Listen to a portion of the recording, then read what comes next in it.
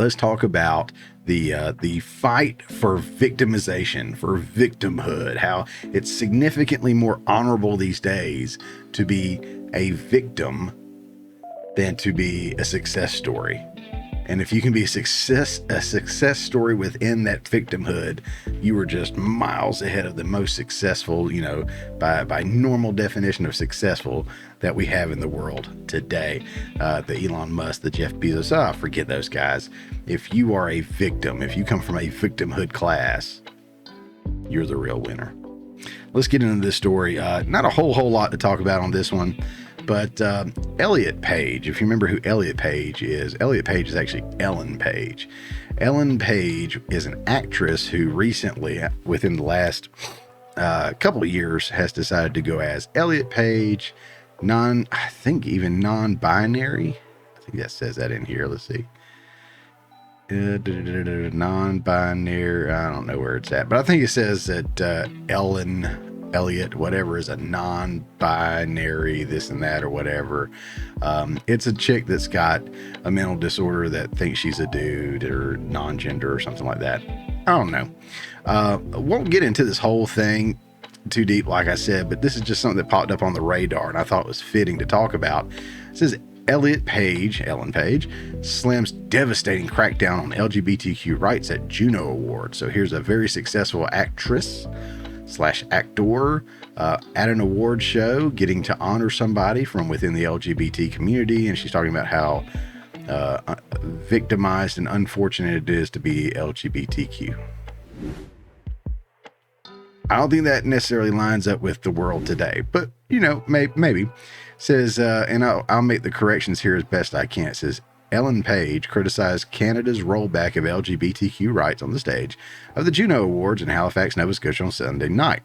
We are at a time in history where the rights of LGBTQ2+, always adding something, people are being revoked, restricted, and eliminated throughout the world, and the effects are devastating. Page, a transgender Halifax native, said in a speech presenting twin singer-songwriters Tegan and Sarah with the Juno's Humanitarian Award. Page praised the work of Tegan and Sarah Foundation, the Tegan and Sarah Foundation for two SLGBTQ plus youth. So this says 2 SLGBTQ plus. Then up here it says LGBTQ2 plus. I don't even think they know what it's called anymore. Yeah. So anyways, I'm going to back up here real quick. And this is pretty much the end of the story for this segment. But we're living in a time where people that are in this, alphabet community are being revoked, restricted, and eliminated throughout the world. The last handful of mass shooters, unless I'm mistaken, were members of the LGBTQIA plus 2 whatever community, and they were targeting Christians for the most part. Feel like we have eliminated women's sports almost and replaced them with transgender or male sports 2.0 or second tier or something. It's kind of a tier between men's sports, whatever this new thing is, and then women's sports. And I know that looked like a terrible hierarchy there, but I mean that literally from like a level of ratings, interest, sportsmanship, athleticism.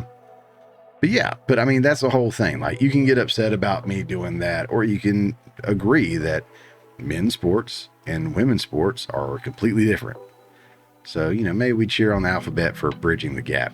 I don't know. But I feel like this is the exact opposite. We are completely redefining things for this community.